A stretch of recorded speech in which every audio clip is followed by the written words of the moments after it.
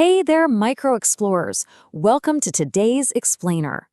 Get ready because we are going on a super high energy, really fun scientific adventure into a realm you interact with every single day, but can't even see. We're talking about the incredible, totally invisible world of matter. So, have you ever actually stopped to wonder why a solid block of ice suddenly melts into a puddle on a hot day? Or, when you look at a beam of sunlight coming through the window, why do those tiny specks of dust seem to dance and zigzag completely randomly? Well, let's dive right into this, because the answers to these everyday mysteries are actually hiding in plain sight. To solve these puzzles, we're going to have to use our imaginations and pretend to shrink down, way, way down to a microscopic level.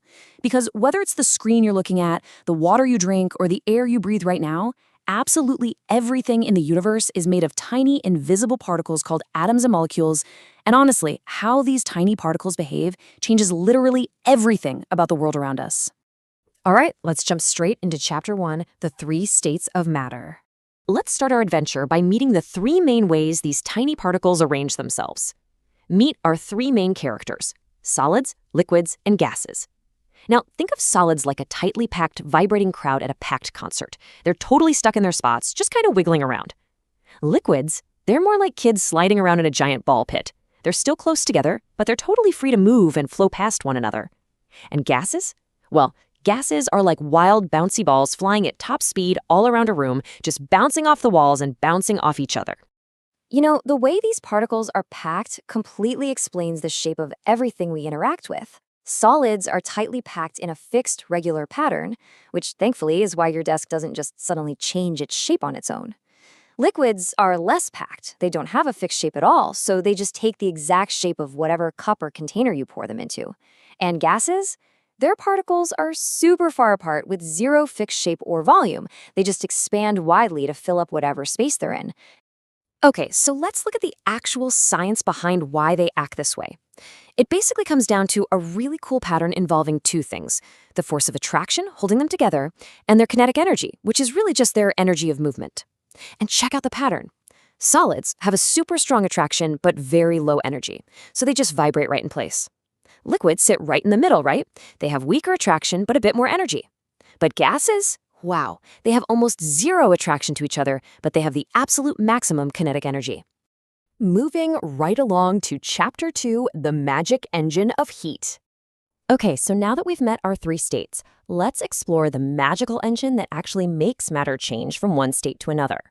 To understand this engine, we need to officially define that impressive scientist's word we just mentioned: kinetic energy. This simply means the energy of motion. And here is the golden rule for our explainer today. Ready? More heat equals more kinetic energy, which equals more movement. When you add heat to particles, you are basically giving them a massive jolt of energy. They go absolutely crazy and start moving faster and faster. Let's actually see this role in action when we heat something up, like a cold block of ice. Step 1. As you heat up the solid ice, the particles vibrate so fast they literally break out of their rigid lattice and melt into a liquid. Boom, liquid water. Step 2, if you keep cranking up that heat, those liquid particles gain so much kinetic energy they actually boil. They fly apart to become a gas or water vapor. It's the exact same matter the entire time, it's just behaving differently because it has way more energy. What's super interesting is how all these changes connect together in a continuous triangle-shaped journey. We just talked about melting a solid into a liquid, and then boiling, or evaporating, a liquid into a gas. But it goes backwards, too. If you cool things down, basically taking that heat energy away, a gas turns back into a liquid through condensation, and then a liquid turns back into a solid through freezing. But wait, there's actually a totally awesome scientific shortcut here too, called sublimation. This is when a solid gains energy and turns directly into a gas, skipping the liquid phase completely. No puddles involved whatsoever. You might have actually seen this with dry ice, which is solid carbon dioxide. Instead of melting, it just turns directly into this spooky-looking fog. Another example from our chemistry notes is iodine. Sublimation is a total rule breaker, and it's so cool. Next up, Chapter 3, the magic color drop. All right, I know I've been telling you these invisible particles are always moving, but how do we actually prove it? Let's look at some real-world experiments that show these tiny particles in action. First, we need to learn about diffusion. That's just a fancy word for when particles of different matter intermix totally on their own. They naturally just get into the empty spaces between each other because they are constantly wandering around. Absolutely no shaking or stirring required. So let's test this out with the magic color drop experiment. Picture this. For step 1, we carefully take a tiny dark purple solid crystal of something called potassium permanganate, and we drop it into a beaker of clear water. And remember the rule, absolutely no stirring allowed. So what do you think is going to happen? Well, what happens in step 2 is pretty amazing. The water slowly starts turning a brilliant, vibrant purple all on its own. The color just blossoms and spreads outward from the little crystal, honestly like actual magic. It crawls up and throughout the entire beaker until all the water is perfectly purple. But here's the amazing scientific secret for step 3. It's not magic at all. It's diffusion. Remember earlier when we said liquids have spaces between their moving particles? Well, as the solid purple crystal dissolves, its tiny purple particles get pushed and bumped around by the constantly moving water particles. They literally sneak into those empty microscopic spaces, mixing completely on their own until the whole thing is perfectly spread out. And this exact same thing happens with gases. There's this brilliant quote from our source material that explains it perfectly. Fragrance of an incense stick lightened in one corner of a room spreads in the whole room quickly. Think about it. If someone lights an incense stick or, bakes fresh chocolate chip cookies in the kitchen, those sweet-smelling gas particles are rapidly moving in all directions.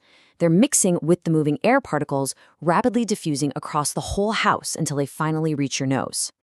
Which brings us to our final section, Chapter 4, The Dancing Dust. Okay, it's time to crack that final mystery we talked about at the very beginning of our journey. Let me introduce our final secret code word for the day, Brownian motion. This is the random zigzag movement of microscopic particles because they are being continuously bombarded by surrounding fluid molecules. So the absolute most crucial point here is, the dust isn't dancing on its own. It doesn't have a tiny little engine inside of it. It's actually just constantly being crashed into. Just try to picture this in your mind. Imagine you're standing in a giant room. Floating right in the middle of the room is a single balloon, which represents our tiny speck of dust.